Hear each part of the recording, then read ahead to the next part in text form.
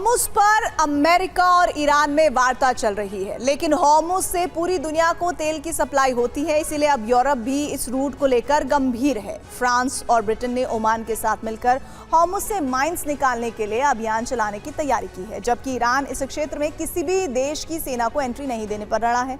माना जा रहा है कि हॉर्मुज़ पर नेटो अब सख्त फैसला ले सकता है। कई देशों की सेना को मिलाकर हॉर्मुज़ सुरक्षा फोर्स बनाने पर भी बात चल रही है। अगर ऐसा हुआ तो ईरान के लिए मुश्किलें बढ़ जाएंगी। माना जा रहा है कि ऐसे में ईरान हॉर्मुज़ पर नियंत्रण के लिए चीन से मदद ले सकता है और उसे पार्टनर बना सकता है, क्योंकि ब्रिटेन और फ्रांस हॉर्मुज़ को लेकर एकजुट हैं। दोनों देश हॉर्मुज़ पर लगातार प्लानिंग कर रहे हैं। दोनों देश हॉर्मुज़ से माइंस हटाने की तैयारी में हैं। इसमें कहा गया कि हॉर्मुज़ ग्लोबल इकोनॉमी के लिए एक अहम रास्ता है। हॉर्मुज़ से सभी देशों के जहाजों की सुरक्षित आवाजाही बहाल करना वैश्विक चिंता का विषय है, लेकिन ओमान ब्रिटेन और फ्रांस के संपर्क में है। ओमान पश्चिमी देशों को सपोर्ट करने वाला है।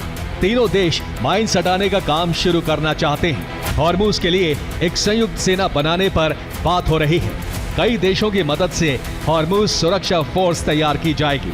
संयुक्त फोर्स पर हमले का मतलब कई देशों पर प्रहार होगा।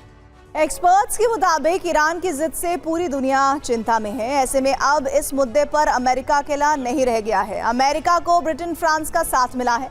दोनों देशों ने माइंस हटाने वाले जहाज भेजे हैं। ऐसे में आशंका है कि ईरान चीन से मदद मांगेगा।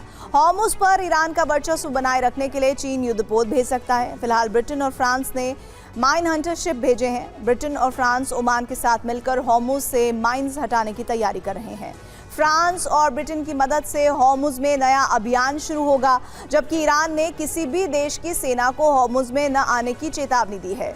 माना जा रहा है कि अब हॉर्मुज़ पर ईरान से आर पार की तैयारी है। संयुक्त हॉर्मुज़ फोर्स बनाने की भी तैयारी हो चुकी है, जिसमें कई देशों की सेना शामिल रहेगी। ऐसे में ईरान के लिए मुकाबला मुश्किल होगा, क्योंकि उसको कई देशों से दुश्मनी लेनी होगी। माना तो ये भी जा रहा है कि ईरान मुद्दे पर अब यूएस को नेटो का साथ मिलेगा और ईरान पर दबाव बढ़ सकता है। ब्रिटेन ने हॉर्मुज़ के करीब HMS ड्रैगन को तैनात किया था। HMS ड्रैगन हवा में मिसाइल और ड्रोन को गिरा सकता है। HMS ड्रैगन समुद्र में एयर डिफेंस के तौर पर काम करता है, जबकि फ्रांस ने अपने एयरक्राफ्ट कैरियर को लाल सागर में भेजा था। एयरक्राफ्ट कैरियर भी नेवल ब्लॉकेड में अमेरिका की मदद कर रहा था। रूस यूक्रेन की जंग में अब एक ऐसा मोड़ आ गया है जहां से पुतिन को न सिर्फ आगे बढ़ने का अवसर मिल सकता है, बल्कि संपूर्ण पूर्वी यूक्रेन फतेह की राह भी आसान हो गई है। रूसी सेना ने यूक्रेन की उस किलेबंदी को ध्वस्त कर दिया है जो 2 वर्षों से रूसी सेना के लिए सबसे मुश्किल युद्ध का कारण बनी हुई थी।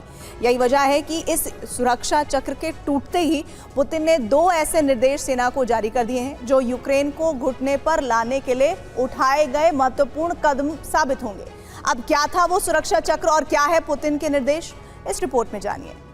आपने सही सुना, कॉन्स्टेंटिनोपल अब मलबे में तब्दील हो चुका है। रूसी सेना ने 2 साल जंग लड़कर इस किलेबंदी को तोड़ दिया है।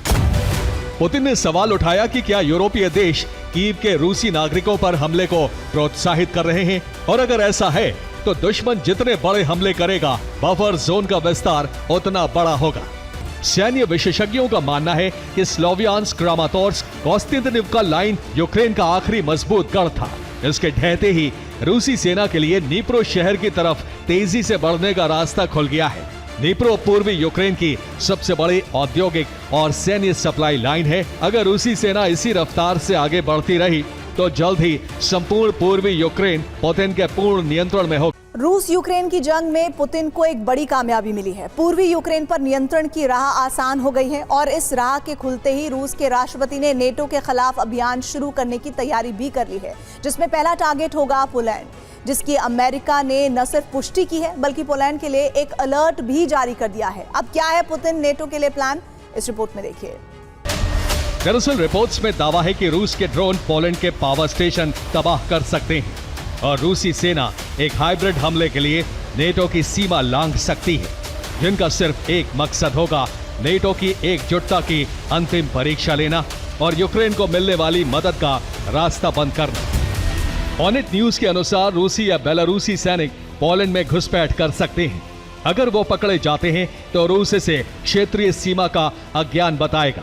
यही नहीं, ड्रोन हमले के बाद रूस की तरफ से जीपीएस खराब होने का दावा होगा और इन हमलों का पूरा दोष यूक्रेन पर भी मढ़ने की तैयारी हो चुकी है। रूसी सैनिक पोलैंड में घुसेंगे तो अमेरिका पोलैंड को रोकेगा। पोलैंड पर रूस के साथ बातचीत का दबाव बनाया जाएगा और पोलैंड भी रूस से युद्ध के बजाय वार्ता से समाधान चाहेगा।